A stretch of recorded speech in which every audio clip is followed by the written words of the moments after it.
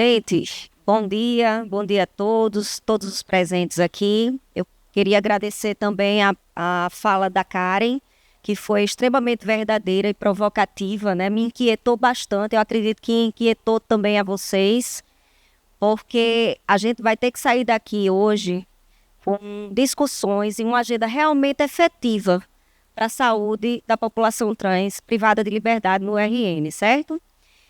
A minha apresentação ela é focada na saúde e no sistema prisional, tem como tema um olhar além do concreto, formação humana mediada por tecnologia para a saúde no sistema prisional. Eu sou pesquisadora do LAIS, né? Eu pesquiso a minha área de atuação educação e saúde no sistema prisional, mediada por tecnologia. Esse é o índice da minha apresentação, né? Que vai falar um pouco sobre a arquitetura pedagógica, a contextualização do problema, os módulos da trilha formativa além dos muros e a implantação da trilha formativa que ela está sendo implantada, né, hoje através da LAISA no Complexo Penal Agrícola Mário Negócio. De acordo com o Infopem, com dados de 2016, a gente já tinha em torno de mais de 726 mil pessoas encarceradas, né? Observe aqui que a maioria é formada por pessoas negras no sistema prisional. E aqui a população carcerária, né, dividida por região. As doenças que são mais prevalentes no sistema prisional, nós temos o HIV, a sífilis, hepatite, tuberculose e também o adoecimento mental que não está nessa tabela, certo? Aqui uma analogia ao sistema penitenciário brasileiro, que é uma panela de pressão prestes a explodir, certo? Uma fala do Dr. Gerson Pereira, ele diz o seguinte, que as pessoas estão privadas de liberdade, porém não são privadas de saúde. Nós temos no Brasil a Lei de Execução Penal, de número 7.210, de 84, né, ela é recente, em que ela, no capítulo 2 ela fala da assistência, né, onde o foco do nosso trabalho foi a saúde e a educação. O problema, que é a falta de oferta de serviços de saúde e a oferta precária, e a pouca qualificação dos serviços de saúde para atuarem na saúde prisional. O objetivo da trilha formativa, que é atuar na formação para qualificar a saúde prisional, observando a tríade do sistema prisional. Quem é a tríade do sistema prisional? A tríade ela é formada pelo profissional de saúde, o policial penal e o privado de liberdade, certo? Sem esses três atores, o sistema prisional não vai ter atuação, ou seja, a gente não vai conseguir ter uma efetividade na saúde no sistema prisional, porque não funciona. Se eles não estiverem juntos nesse processo, não vai funcionar. Se o policial penal, que é porta de entrada, não estiver engajado, não tiver empatia com a população privada de liberdade, não funciona. E o profissional de saúde, ele tem também que estar empático ao problema que o privado de liberdade tem no sistema carcerário. A arquitetura pedagógica da trilha formativa, a trilha formativa ela é formada por 4 módulos, certo? Aqui a gente tem os eixos, que é a saúde, a educação e a participação social. Ela foi pensada exclusivamente, como eu falei, para atender esses 3 atores do sistema prisional, que é o profissional de saúde, o policial penal e o privado de liberdade. O eixo central é a atenção à saúde da pessoa privada de liberdade com a educação em saúde com mediação tecnológica. Os módulos, são 4 módulos. Nos módulos a gente tem o módulo 1, que é o módulo base, né, que é a atenção à saúde da pessoa privada de liberdade. O módulo 2, que é conversando com pessoas privadas de liberdade sobre saúde, cuidados, promoção da saúde, direitos e cidadania. É importante a gente ressaltar que esse módulo ele foi pensado exclusivamente para o privado de liberdade. Mas o que aconteceu também que a gente observou? Que os familiares, eles estão fazendo a trilha toda. E não é um impedimento. Foi pensado para esses 3 públicos, mas não é um impedimento. Ou seja, ele está aberto ao público que tem interesse pelo tema, certo? E o que aconteceu? Esse módulo ele é todo feito pelos privados de liberdade do Complexo Penal Mário Negócio. Ou seja, eles falando sobre as dúvidas dele, sobre os cuidados que eles têm no sistema prisional, sobre o que ele precisa escutar do policial penal como cuidado. A gente fala um pouco também sobre a população trans. a gente está com um projeto agora no Ministério da Saúde, que ele está sendo avaliado, em que a gente vai ter módulos voltados para os gestores e para a população trans. Vai ter uma carga horária de 60 horas, esses módulos, né? E vai ser ofertados no AvaSUS, que é a plataforma virtual de aprendizagem do SUS. Aqui a trilha formativa, os módulos, né? É importante ressaltar que hoje a gente está com mais de 45 mil pessoas que fizeram a trilha formativa, né? Aqui esse foi um recorte que a gente fez em 14 de nove de 2023. Esses dados não estão atualizados, mas a gente tem em torno de 45 mil pessoas já que fizeram o curso em todo o Brasil. A análise do impacto, um estudo com dados secundários. Eu participei de uma pesquisa com vários pesquisadores que analisaram, né, esse impacto junto comigo. E o período de coleta foi de 7/6 a 14 de janeiro de 2022. O curso que a gente analisou foi o curso de Atenção à Saúde da Pessoa Privada de Liberdade. Aqui foi o artigo que a gente produziu. Aqui a base de dados secundários que a gente utilizou para fazer essas análises, né, foram dados do AvaSUS, do CNES, do IBGE, do Ministério da Saúde, do CBO, do CIASUS. Foram 7 bases de dados. O perfil dos estudantes desse curso, né, que a gente extraiu, que é formado prioritariamente por médicos, técnicos de auxiliar de enfermagem, enfermeiro, agente comunitário, psicólogo, assistentes sociais, agentes de combate a endemias, cirurgiões dentistas, fisioterapeutas e assistentes administrativos. Nesse mapa nós temos o percentual de matrículas e a incidência de estudantes concluídos para cada 1.000 privados de liberdade por região, certo? Observe que a região Nordeste é a que tem mais matriculados, seguido da região Sudeste. Aqui foi a avaliação do curso feito por esses estudantes, né, que as palavras que mais ressaltaram, que mais apareceram, foi conteúdo, aprendizado, excelente e ótimo. Algumas avaliações dos estudantes, né? Sim, esses estudantes, eles poderiam atribuir uma nota ao curso, certo? Essa nota poderia ser de 0 a 5. A nota aritmética feita das avaliações foi de 4,94. Nessa tabela, a gente tem a indicação de cursos, do curso, né, do teste de sífilis. Observe que a testagem, ela apareceu e vem crescido, né, por estudantes, por 100 mil habitantes, dividido pelas regiões. Aqui é observado, com a tabela anterior, que há um ponto de inflexão que coincide com o início do curso, que foi em 2018 esse curso, que foi o curso base, curso de Atenção à Pessoa Privada de Liberdade. Outra análise que a gente fez, que foi uma análise de impacto com estudos com dados primários, a aplicação foi a nível nacional, através de um questionário que a gente fez, que a gente aplicou através do AvaSUS, o artigo que publicamos. E nesse mapa aqui, nós temos a trilha formativa, que ela foi avaliada nessa avaliação, onde temos a região Nordeste que continua com o maior número de matrículas, seguido da região Sudeste e da região Sul. Importante também ressaltar que a gente tem matriculados no exterior também, certo? Aqui foi a análise dos resultados, quando os estudantes eles foram perguntados na avaliação do questionário o principal motivo para realizar o curso. 60% deles escolheram fazer o curso por alguma necessidade relacionada às suas atividades finalísticas. Quando eles foram perguntados se atua ou se já atuou no sistema prisional, dos 270 respondentes, 236 afirmaram que sim, que já atuaram ou atuam no sistema prisional. Compartilhou o que aprendeu no curso com seus colegas de trabalho, 86% afirmou que sim. É importante, quando a gente vai para a arquitetura pedagógica, a gente vê a participação social. E isso aí mostra nos resultados, né, da avaliação dos estudantes, que é importante compartilhar o conteúdo do curso. Compartilhou na família e comunidade o que aprendeu no curso, 80% sim. O conteúdo do curso é importante de ser compartilhado, 98% afirmou que sim. O curso ele abordou conteúdo que auxiliam no controle das infecções sexualmente transmissíveis no sistema prisional, 90% afirmou que sim. Lembra daquele ponto de inflexão que a gente tinha naquele gráfico? Isso aí é comprovado através dessa pergunta. Por quê? Porque houve o quê? Aumento da testagem de sífilis, que foi o que a gente analisou, nos presídios. O curso ele contribuiu para melhorar a sua prática profissional? 98% afirmou que sim. O curso ele aprimorou o acolhimento e cuidado em saúde no sistema prisional? 74% afirmaram que sim.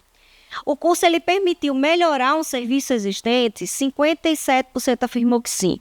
O curso oportunizou mudanças no processo de trabalho no local onde você atua? 37% afirmou que sim.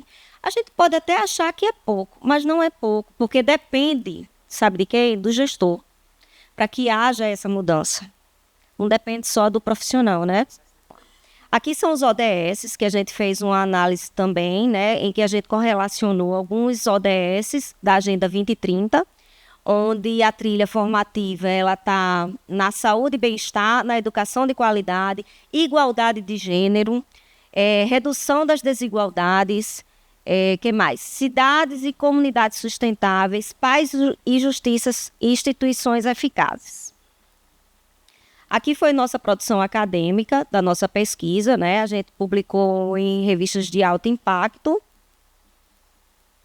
Aqui foram algumas ações que a gente realizou no decorrer da nossa pesquisa, que foi o quê? A trilha formativa ela foi lançada na OPAS, na Organização Pan-Americana de Saúde, no sistema penal, do Complexo Penal Mário Negócio. Aqui a gente lançou em 21 de novembro de 2021. Lembra quando eu falei que a gente teve, a gente está com um número muito grande de aceitação da trilha formativa no AvaSUS, a gente está com mais de 45 mil pessoas que fizeram a trilha formativa. A gente lançou essa trilha em 21 de novembro de 2021. Então, a gente observe aí o alcance que ela está tendo. O alcance de profissionais de saúde que estão fazendo essa trilha, da população, da comunidade que está conhecendo essas questões do sistema prisional, que tem interesse pelo tema, né, dos privados de liberdade que estão nos escritórios sociais, que estão fazendo os cursos, estão levando para seus familiares e no Complexo Penal Mário Negócio, porque isso está servindo também de remissão de pena com a carga horária que tem a trilha e com o conhecimento que eles estão fazendo no presídio, né? Uma coisa que a gente já obteve de relatos de gestores, tanto na de Pau dos Ferros como na de Mossoró, foi que esses privados de liberdade eles estão agindo como promotores da saúde.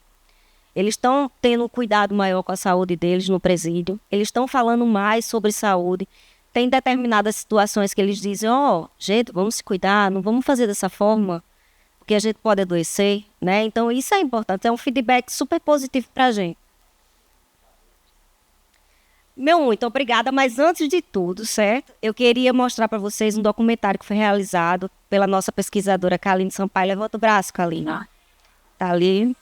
Né? Que ela fez esse documentário, que ela teve um olhar super sensível, que eu acho que vocês deveriam assistir. O silêncio é quebrado pela canção de um solitário. Em um lugar tão macabro, é difícil encontrar alguém com um coração solidário. Um lugar onde aprendemos a viver com a solidão. Um lugar de pouca satisfação. Um lugar onde sofremos humilhação. Onde muitos têm como companhia apenas a solidão. Onde o pouco torna-se muito dado de coração, onde a esperança é vencida pela ilusão, é quando se cria a revolta dentro do coração. Meus atos do passado me colocaram aqui dentro, por isso estou aqui me redimindo, passando por este sofrimento. De acordo com a Lei de Execução Penal, o preso tem direito a uma assistência integral e específica em 5 eixos: a saúde, a educação, religiosa, material e social. Durante esses 10 anos de trabalho, quase 10 anos de trabalho com o sistema prisional, se verifica que no Rio Grande do Norte, todas essas assistências são deficitárias.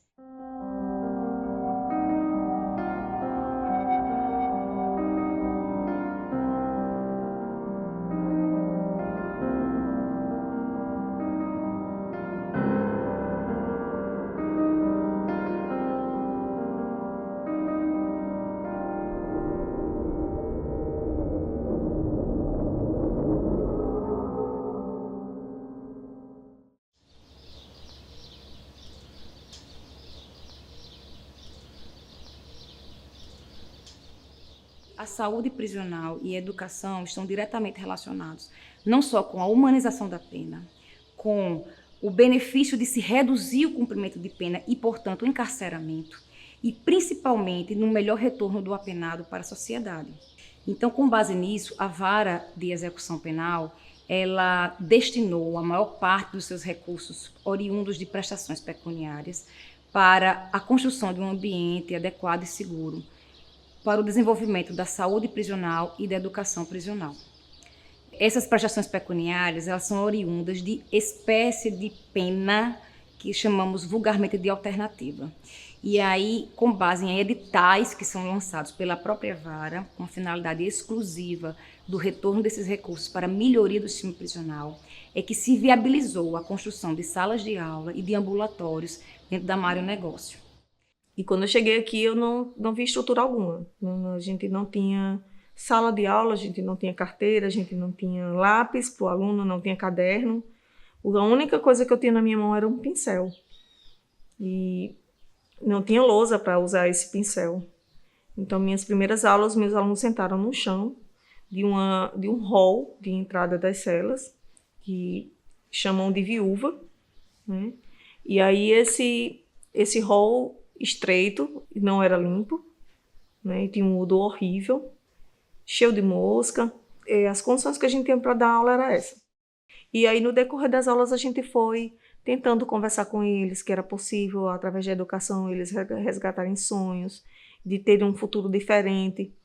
Em uma dessas conversas, eu estimulei um dos meus alunos que hoje está na faculdade, que foi o Francisco Fábio. Ele foi o único aluno que terminou da turma do ensino médio, foi a minha primeira turma aqui dentro da unidade. E ele terminou muito bem. Eu fiz uma provocação a ele em relação a resgatar o sonho dele em uma aula minha. E no final da aula eu perguntei se ele gostaria de fazer uma faculdade e qual seria. E ele me falou que é alguma coisa sobre o meio ambiente, mas não tinha ideia do que. E aí, quando eu terminei a aula, eu perguntei a ele se ele toparia lutar por esse sonho, porque ele teria 50% e eu teria 50% da responsabilidade. E aí, quando o meu contrato encerrou, eu me lembrei dessa promessa que eu fiz a ele. Eu não consegui sair, porque eu já tinha envolvido sonhos de pessoas. Então, eu acho que a função do professor dentro do sistema prisional, ele tem um papel além de educar, ele tem um papel de provocar sonhos, de resgatar sonhos e valores que a gente percebe que ao longo do tempo vai se perdendo, ou muitas vezes nunca foi nem adquirido. Quando eu fui preso, eu não tinha uma perspectiva de, digamos assim, de conseguir alguma coisa, nem mesmo terminar os estudos, porque eu vim concluir o ensino médio aqui dentro, do projeto que teve da escola, eu concluí. Lá fora eu não queria estudar. Eu estudei até o primeiro ano e daí eu desisti. Aí eu vim para o sistema e aqui, em 2014, começou o projeto e quando foi em 2015 eu concluí o ensino médio.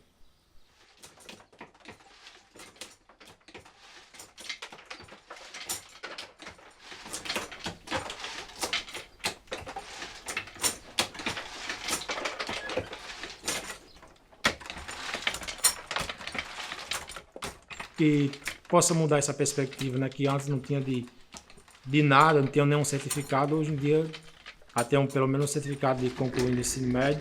Para muitos pode ser que isso não tenha muito significado, mas para mim tem um significado imenso, aquele simples papel. Por o fato de eu ter conseguido e do ambiente onde eu consegui, né?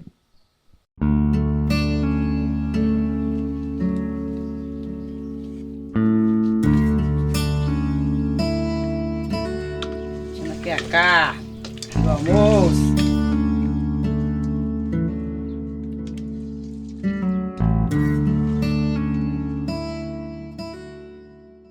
Tô mais feliz de graça, durmo tranquilo, que eu não dormi de primeiro, preocupada com ele.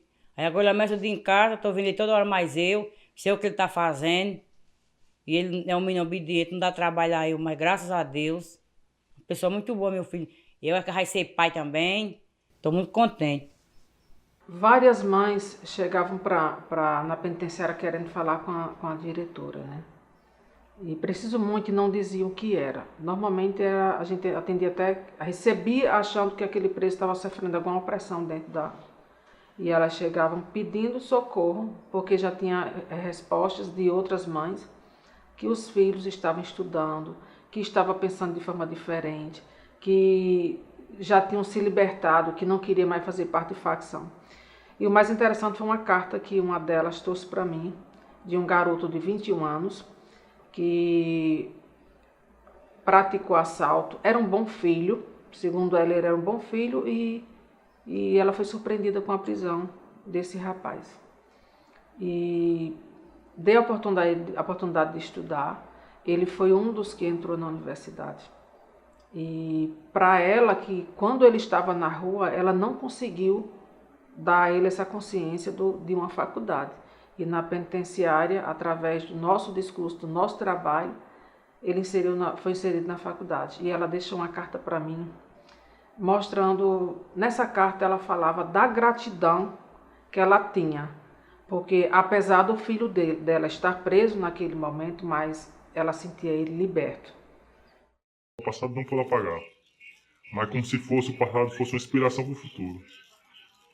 Porque o crime, assim, todo mundo sabe que não compensa, mas para muita gente eu acho que é a única saída, assim, não é saída de viver, mas tem gente que tem muito talento e não tem oportunidade, mas assim, não acha oportunidade na vida, mas no crime sempre tem a pessoa assim, bora, vamos fazer errado. E eu acho que é como se fosse uma porta mais aberta. Aí eu acho que tem que fazer o certo, olhar para trás, olhar o que errou, tentar melhorar a partir do erro. A capacidade dessa penitenciária, diante da sua extensão territorial, é inúmera, né? Enfim, atividades agrícolas, atividades rurais, energias alternativas. O que importa apenas é justamente esse envolvimento interinstitucional para que se possa colocar em prática todas essas ideias. E, naturalmente, isso pode trazer no futuro o benefício desta unidade se autossustentar.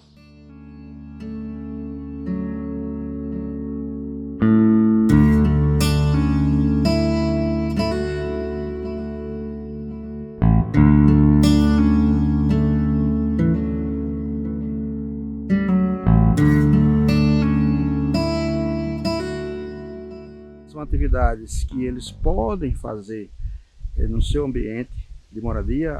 Boa parte das pessoas, dos presos que estão aqui, são da área rural, e que com uma atividade dessa reprodutiva vai significar menos dias na sua prisão, mas sobretudo um aprendizado que ele vai levar para fora.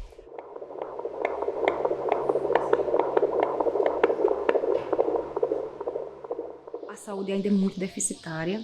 Muitas vezes dependemos da escolta de apenados para alguma unidade hospitalar para fins de realização de uma consulta específica ou de um exame até elementar. É indiscutível que o LAIS tem muito a colaborar com o sistema prisional, principalmente aqui com o Complexo Prisional de Mossoró, sobretudo na educação e na saúde prisional, considerando que o LAIS é um instituto de excelência pela capacidade que ele tem, pelas inovações tecnológicas de baixo custo, que isso pode, inclusive, impactar positivamente, não só aqui em Mossoró, mas também todo o sistema prisional local. A gente pega todo tipo de casos, né? Tanto doenças que vêm de fora, são as patologias, esses sintomáticos e tudo, como que são adquiridos aqui, né? Então, assim, a promoção, a prevenção, o cuidado diário que a gente tem enquanto equipe, né? Então, o trabalho é muito intenso devido à quantidade de internos que se tem para uma equipe só. Quando terminar essa reforma, nós vamos ter um pavilhão inteiro só de saúde e um pavilhão inteiro de educação. Então, acredito que a gente vai ter mais estrutura física e humana, né? Os recursos humanos, para que a gente possa, com segurança, né? Porque aqui é tudo muito diferente. Não é você chegar com a ideia, chegar e realizar. Tem que ter todo um preparo e uma aceitação e o dia certo. E às vezes naquele dia não dá. a gente tem que refazer plano A, plano B, plano C, né? Então, a gente vai ter melhores condições de trabalho e de atendimento para os internos e internas. Ser agente penitenciário não é só encarcerar o interno, a gente precisa trabalhar, dar oportunidade a ele para ele se reintegrar à sociedade. Enquanto ele está no cárcere, ele foi colocado no cárcere por ter praticado algum crime. E a gente, enquanto agente penitenciário, tem que buscar ressocializá-lo através da educação, do trabalho, a gente dá oportunidade para ele amanhã voltar a se reintegrar à sociedade. Sou formada em letras e antes de ser agente eu tinha o desejo de dar aulas no sistema prisional. Então eu me sinto assim encantada em estar no sistema, trabalhando e contribuindo na custódia do interno, no traslado da cela para a sala de aula e de ver algumas poucas mudanças ainda, mas acredito que com o passar do tempo, com mais investimento, com o apoio do Estado, com a direção, a gente possa ver cada dia mais mudanças na vida dessas pessoas, que irão refletir para nós, na sociedade, né? Eu sempre tive vontade de terminar meus estudos. E lá fora eu não tive oportunidade. E precisou parar nesse lugar para ter oportunidade. Quando veio minha sentença, fiquei apavorada para falar com Dona Laísa para vir poder ir para a escola. Aí eu pedi uma oportunidade a gente para poder falar com ela. Cheguei até ela e agora estou na sala de aula. E é fantástico. É um mundo mágico. Faz 23 anos que eu não estudava. Eu me sinto como uma criança que estou aprendendo. Mas é muito bom. É muito bom. E se perguntar assim, você está pela remissão ou pelo aprendizado? Pelo aprendizado. Porque eu não estou sonhando baixo, não. Estou sonhando alto. Sair daqui e fazer uma faculdade.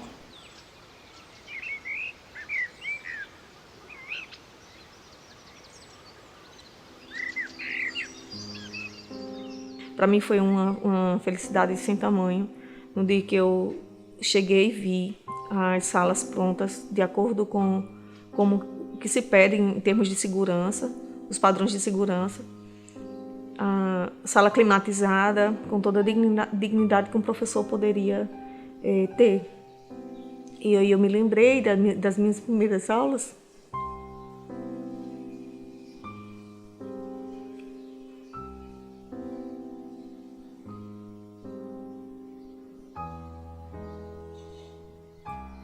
Desculpa. Em que meus alunos sentavam no chão e sentavam em baldes de manteiga que eles usavam para guardar as roupas deles, os mantimentos que a família trazia. E assim, eu fico hoje emocionada em lembrar tudo isso, porque a educação ela deveria ser prioridade no país. Essas pessoas chegam até aqui porque a educação não é priorizada. E a gente não pode fazer educação de qualquer forma. A educação tem que ser feita com toda a dedicação e cuidado que ela precisa, que ela requer.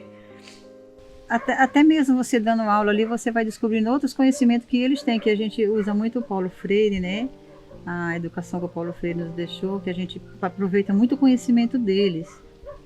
Cada um tem um conhecimento e através desse conhecimento aí a gente vai avançando cada vez mais e passa um para o outro. Isso é muito interessante também. E eu, como professora, me senti muito bem ali dentro, muito grande ali dentro, sabe? É com esse pensamento que eu saí dali de dentro e que eu entro e sempre, assim, nossos professores, a gente joga sementes e elas vão frutificar. Umas vão sair mais fortes que as outras não vão nascer, não é verdade? Mas alguma fruta vai dar. Então, a gente faz jogar aquela semente, a gente vai plantar ali dentro. E vamos esperar para colher os frutos, né? Isso aí. Porque muitas pessoas que estão ali, vamos dizer assim, que vamos se comparar como uma pedra preciosa. Quando ela está ali no mato, jogada ali na areia, ela é toda suja. Aquele rubi, ele não é simplesmente assim, aquele brilho que está na vitrine. Ele precisa passar por um processo de lapidação. Então, a mesma coisa são as pessoas. Tem gente que precisa passar por esse processo. Então, principalmente aqui. Então que haja mais esses lapidadores, né, para que realizar esse processo e transformar essas pessoas, tirar essa lama das pessoas e transformar numa bela joia, né?